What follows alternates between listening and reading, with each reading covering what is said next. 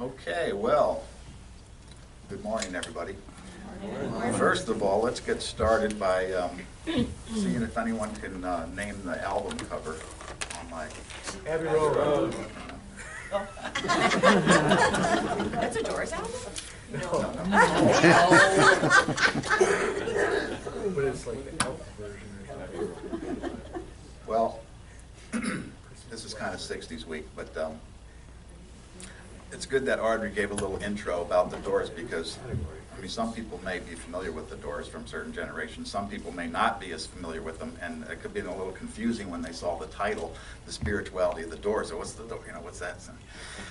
But the whole title is actually The Spirituality of the Doors, Exploring the Dark Side. Okay? So I'd like to start off with a quote from the Bible. God is light. In him there is no darkness at all. That's from 1 John chapter 1, verse 5. Now, that verse more or less reflects the duality that is present in the New Testament. We have the idea of good and evil, light and dark, God versus Satan. And so much of the material is presented as competing forces in the natural and spiritual realms. However, if we take the position that many do, that God or ultimate reality encompasses all of life experience and all of reality, then darkness is a part of that experience, a part of that reality, somehow a part of God in that definition. So I like to think that darkness is part of the spiritual journey. Now, the 16th century mystic St. John of the Cross coined the phrase, the dark night of the soul. And did you know that none other than Mother Teresa confessed that for years she wandered in a spiritual desert, struggling with doubts, and this is a quote, she said, "Where is my faith? Even deep down there is nothing but emptiness and darkness. If there be a God, please forgive me." Now we think of Mother Teresa as, a great spiritual leader and just a very enlightened person, and yet she had years of doubt and struggles and wondering where God's presence was. Well, along come the Doors in the 1960s, and they seemed to embody everything that was not good and wholesome in the traditional sense of things. Their music and lyrics were mostly dark and moody, but certainly they hit a nerve. They hit a nerve with many young people who identified with those feelings and attitudes. And the Doors were very successful in terms of commercially and artistically and critically. They were always quite well received by quite a few people. Maybe not the establishment, let's say, but the subculture, the youth culture, and so on and so forth. Now the Doors, I'm not trying to suggest that the Doors were systematic theologians, because I don't think they really were. In fact, I'm pretty sure that they were not regular churchgoers. But the themes that are presented in the music are, this may not cover them all, but it gives you a little bit of an idea, and if you're familiar with the music, I'm sure you'll connect with that. The themes in their music: death, alienation, anti-establishment, sexuality, rebellion, isolation, desperation, and despair. So not always real uplifting, but authentic nonetheless. Well, the main driver of these themes was Jim Morrison. And maybe I should just go over quickly who the band was, because I don't know if that was, but Jim Morrison. Yeah, Jim Morrison was the leader. Did much of the writing, vocalist. And then Ray Manzarek was the keyboardist, John Densmore, percussion, and Robbie Krieger, the guitar. So they were the four that came together to form this band. Now, Jim Morrison was kind of the, I think, the driver behind these themes and the lyrics and so forth, but I think all of the band members did contribute to this whole ethos. And in reading one of Jim Morrison's quotes, I thought perhaps he might have been a nihilist. And a nihilism is the idea that human life is meaningless and that all religions, laws, moral codes, and political systems are thoroughly empty and false. And when I read some of his quotes, I was wondering if that was part of his philosophical approach. And the quote that I read that sort of led me in that direction, this is from a 1966 interview in the early days of the band. He said, "I've always been attracted to ideas that were about revolt against authority. I like ideas about the breaking away or overthrowing of established order. I am interested in anything about revolt, disorder, chaos, especially activity that seems to have no meaning." So that was sort of the journey that he was on. Well, needless to say, Donnie and Marie Osmond, the Doors were not.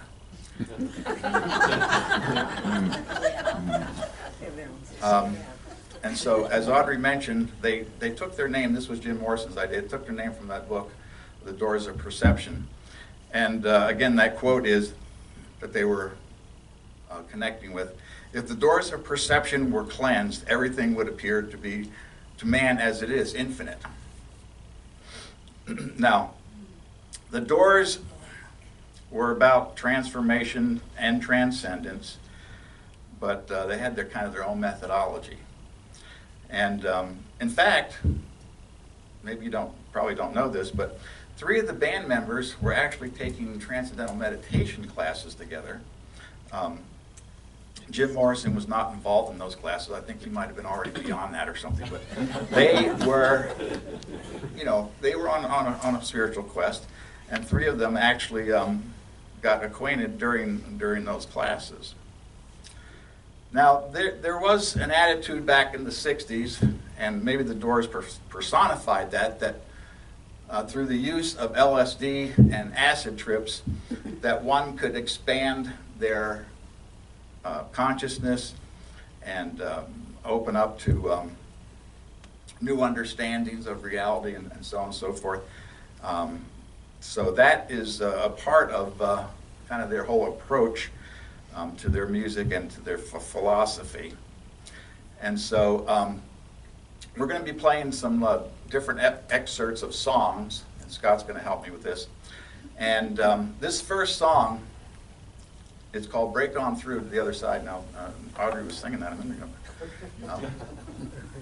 This was their first single that they released. It did not do very well on the charts, but the record company thought this was sort of symbolic of what the band was all about, so they thought it would be a good one to try to get them on the charts with. It didn't do very well, but Scott, if you want to play a little bit of that, and you don't have to sing along. You may not be able to.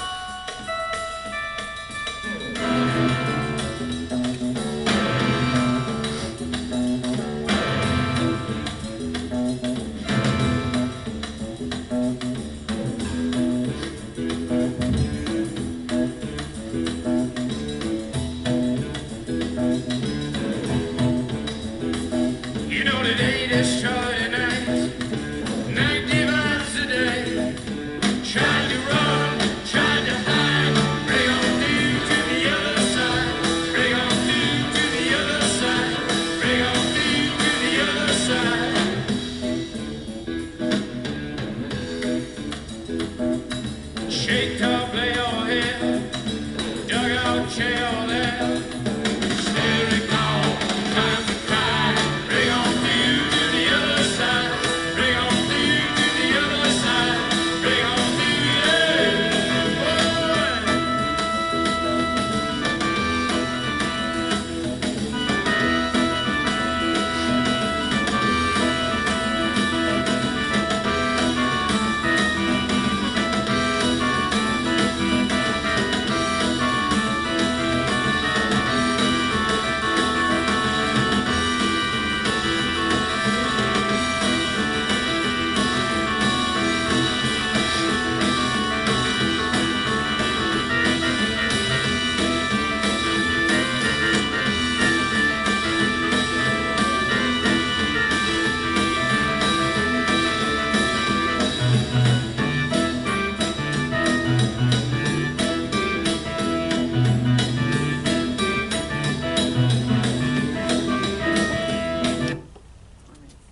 sorry I won't be able to listen to all the songs completely.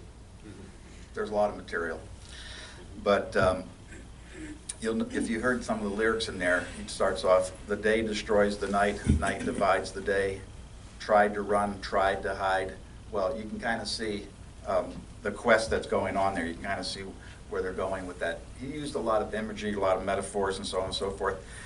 And another thing you might notice in there is, I don't know if you know, but Ray Manzarek, he was a classically trained pianist that studied Beethoven and Bach. And if you listen to a lot of his solos on the organ, harpsichord, and different things, you can hear a lot of Bach in his music. So they definitely had an original sound. Now this next song, The Soft Parade, we're going to play part of that. Now for some reason, Jim Morrison liked to make fun of preachers a little bit, well, anything in the establishment. And he talked about when he was in seminary school. Well, he never went to seminary, but he did go to UCLA and graduated there with a degree in film studies. But he seemed to like to make fun of preachers, and the thing about Jim Morrison was that he told a lot of stories, and most of the people didn't know if they were true or not. So he had a habit of kind of embellishing or exaggerating much of the things that he experienced. But The Soft Parade, let's play a little bit of that, and you might get a little flavor.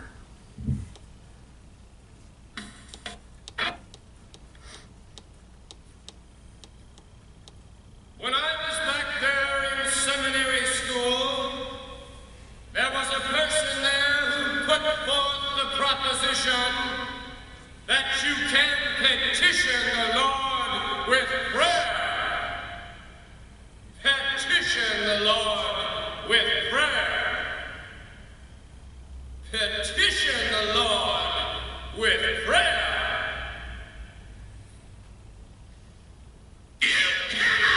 Petition the Lord with prayer.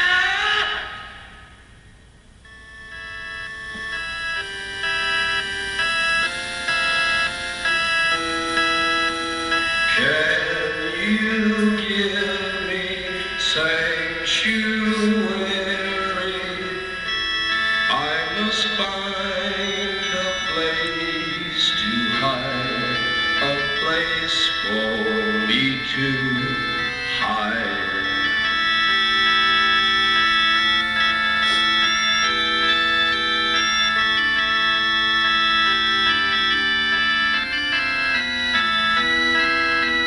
Can you find me soft asylum?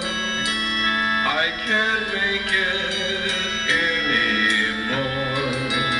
The man is at the door.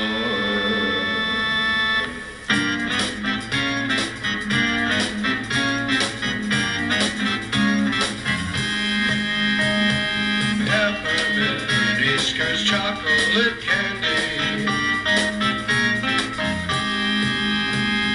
champion sax and a girl named Sandy.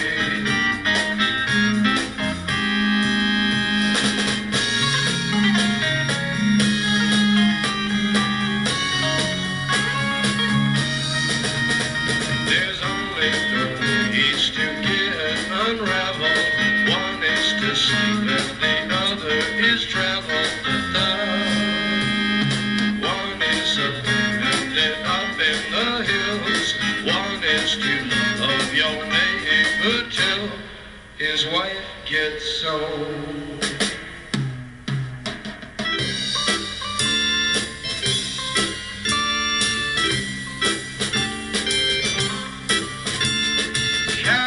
Catacombs, nursery bones, winter women throwing stones, carrying babies to the river.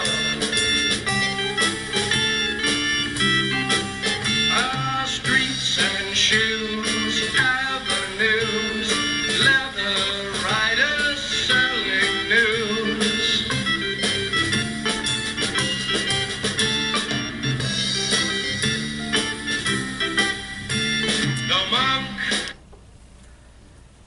Well, the Soft Parade, it's one of these songs that goes on and goes through a lot of different kind of changes and chords and so on and so forth. But the beginning of it, when he's talking about you can't petition the Lord with prayer, I guess that you could say is a rejection of traditional religion, perhaps. But you can also hear in these lyrics some desperation and despair. Can you give me sanctuary? I must find a place to hide. Can you find me soft asylum? I can't make it anymore. And then later in the song, he says, all our lives we sweat and save, building for a shallow grave. So again, the emphasis always seems to be on kind of the darker side. You don't find, I don't, you don't find a lot of hope in the Doors' music particularly, but that was their attitude and philosophy. Well, in the early days of the band, they were trying to write material for their first album, and Robbie Krieger asked Jim, what should we write about? What should we try to write about? And Jim Morrison said, I want you to write about universal themes, things that people won't forget in 2 years. Universal themes like life, death, earth, water, air, fire. Well, the next day, Robbie Krieger came in with the classic Light My Fire. And that became their second single that they released, which became probably their most popular song that they've done. And in the Rolling Stones 500 greatest songs of all time, they ranked Light My Fire number 35 on the top 500 songs of all time. So I'm sure probably everyone is familiar with this one, but we're going to play a little part of this one, again, just to illustrate some of the themes there.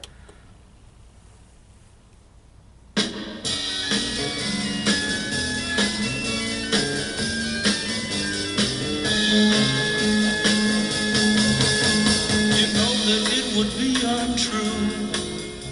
You know that I would be a liar if I was to say to you, girl, we couldn't get much higher. Come on, baby, light my fire. Come on, baby, light my fire. Try to set the night on fire. The time to hesitate is through. No time to wallow in the mire. Try now, we can only lose, and our love become a funeral pyre. Come on, baby, light my fire. Come on, baby, light my fire. Try to set the night on fire.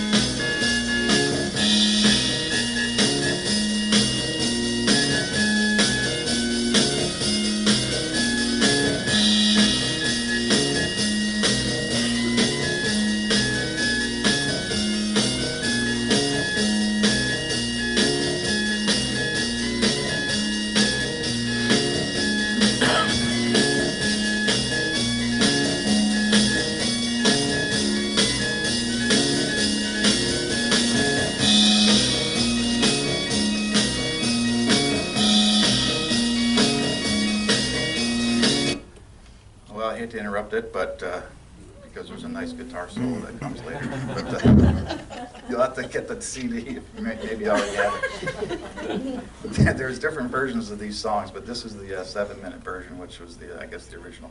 Then they cut it down for radio play to make it commercially successful. But anyway, when Robbie Krieger came in with this song, he had written basically all of it himself. But Jim Morrison didn't, he wanted to change some of the lyrics around. And one of the lyrics he changed around, if you heard or know this one line, he said, and our love becomes a funeral pyre. Okay? Now Robbie Krieger, that was not his original lyric, but Jim wanted to put that in because Jim's always going to the kind of the dark side, or the darker mood of things. Now, funeral pyre is a platform used in ceremonial cremations. The image evokes spirituality and ancient mythology, as well as death, one of Jim Morrison's favorite topics. So his influence was pervading through the music even when he wasn't the original author of the song. Now, this next song we're going to look at is L.A. Woman, and the metaphor there was L.A. Woman, the city of Los Angeles. The metaphor was comparing the city to a woman, and then again, Jim Morrison kind of takes it into kind of the darker side. But let's play a little bit of L.A. Woman.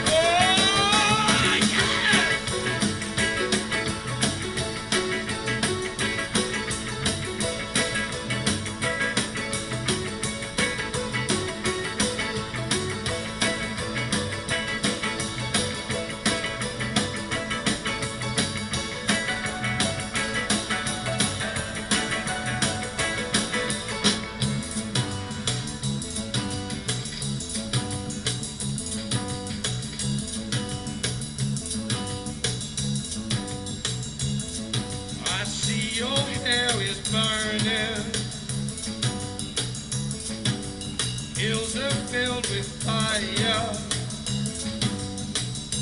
If they say I never loved you, you know they are a liar. Driving down your freeway, midnight alleys roam. Cops in cars, the topless bars, never saw a woman so alone, so alone, so alone, so alone. Motel money, better madness,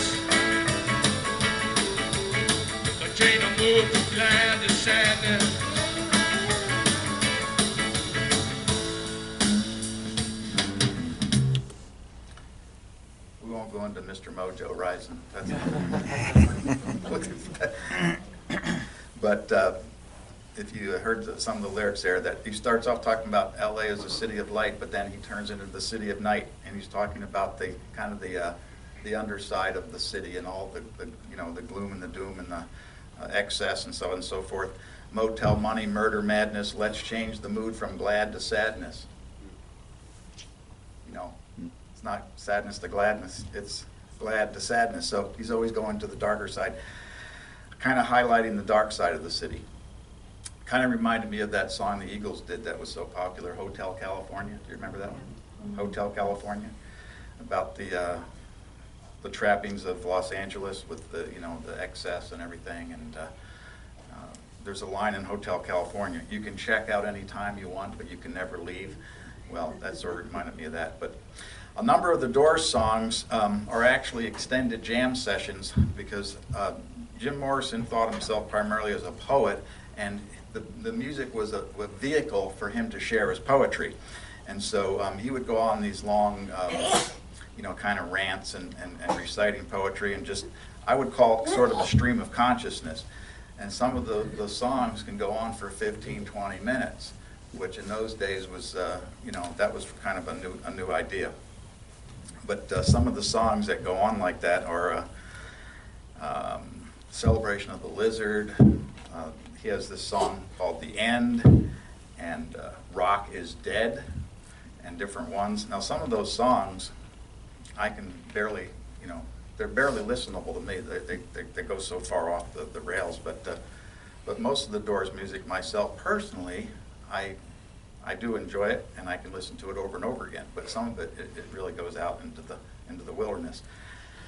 But this next one, the origin of this song was, in the early days they were playing in a small club, and the owner was leaving early, and he said to the band, "When the music's over, turn out the lights."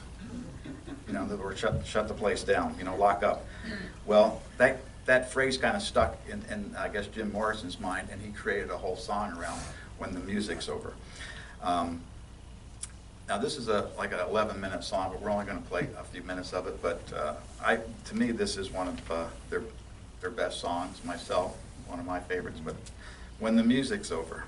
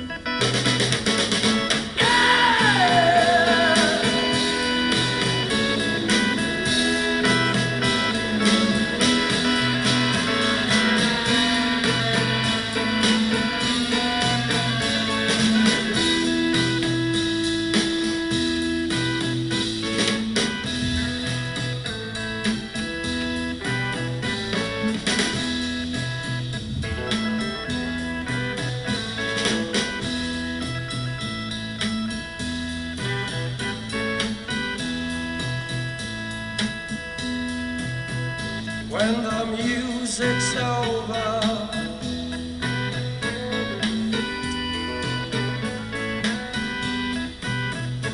when the music's over, yeah.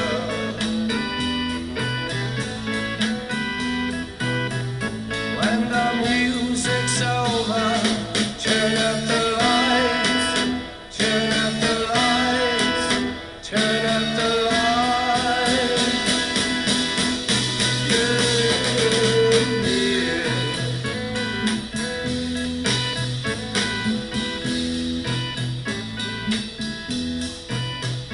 When the music's over,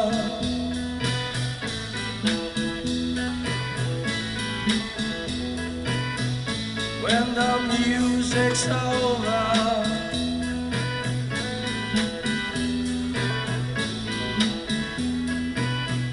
when the music's over, turn up the lights, turn up the lights,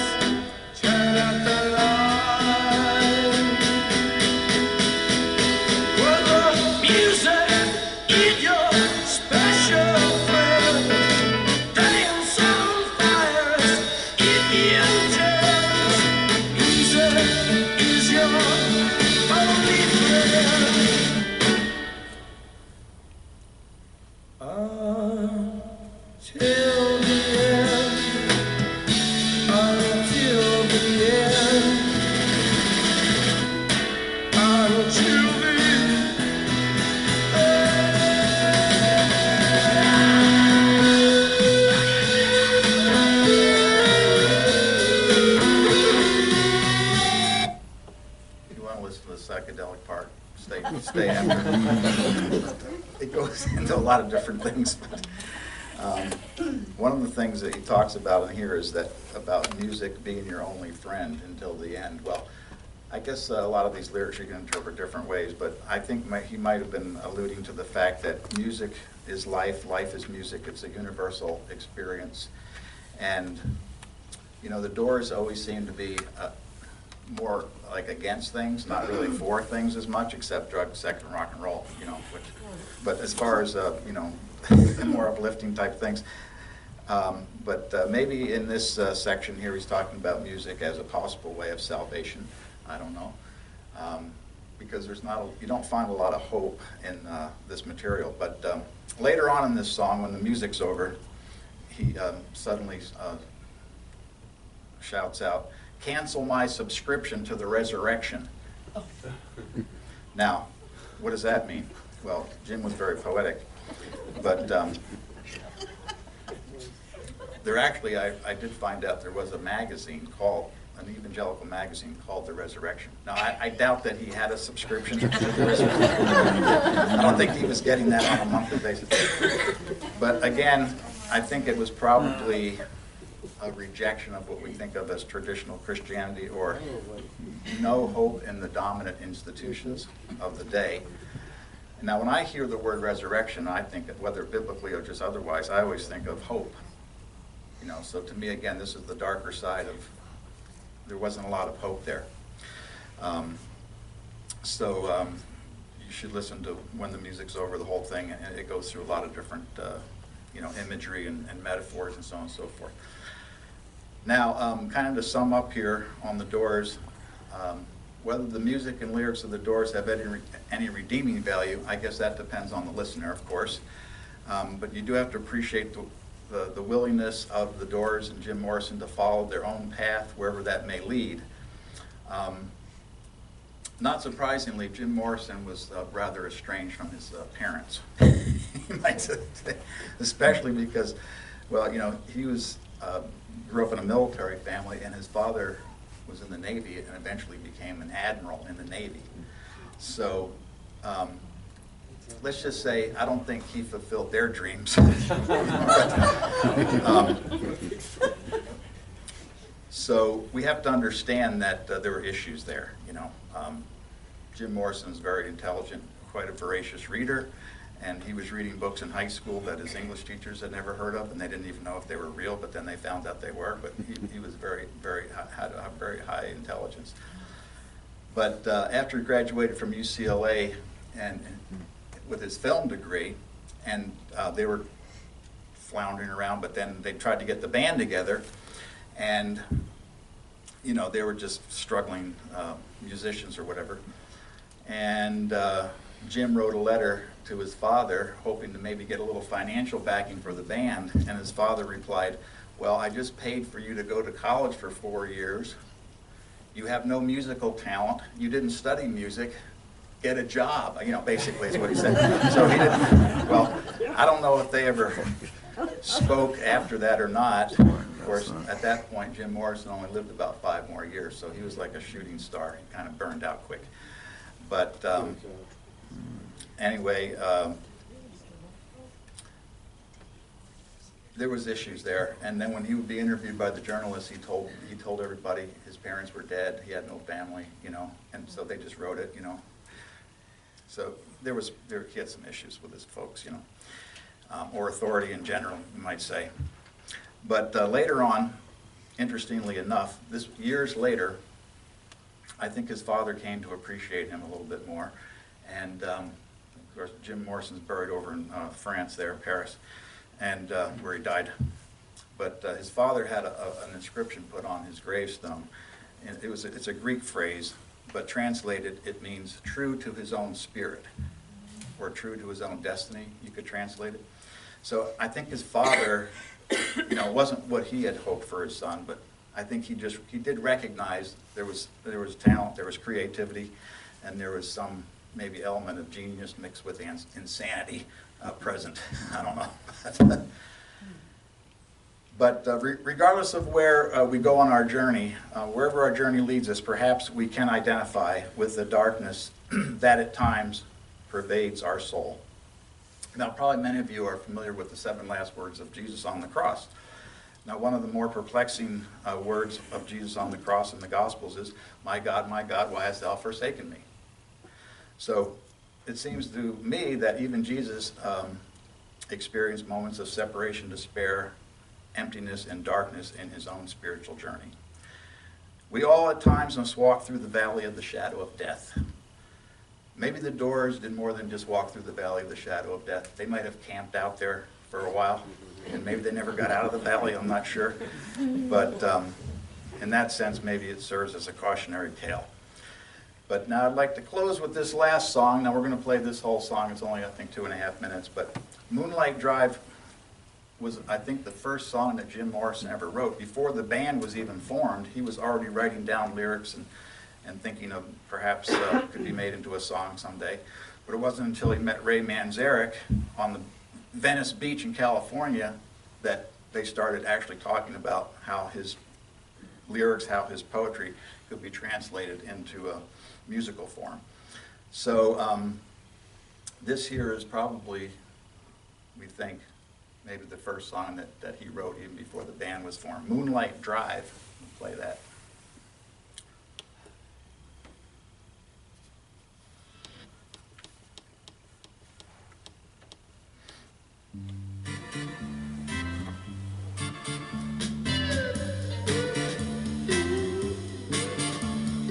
Let's move to the moon. Let's climb through the tide. Penetrate the evening that the city sleeps too high. Let's swim out tonight, love. It's our time to try. Park beside the ocean on our moonlight drive.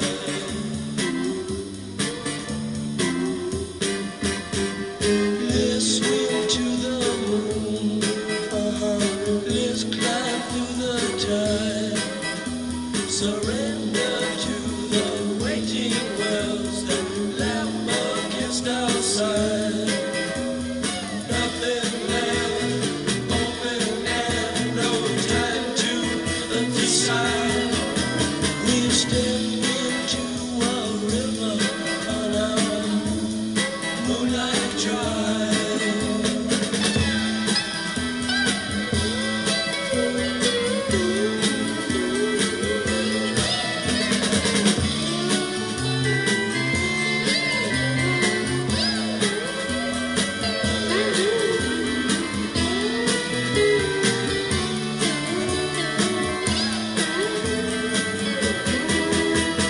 Let's swim to the moon. Let's glide through the tide. You reach your hand to hold me, but I can't be your guide. Easy, I love you as I watch you glide. We're falling through a forest on our moonlight drive. Moonlight drive. Moonlight drive. Moonlight drive. Moonlight drive. Moonlight drive.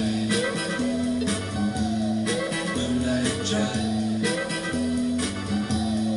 Moonlight drive. You're up.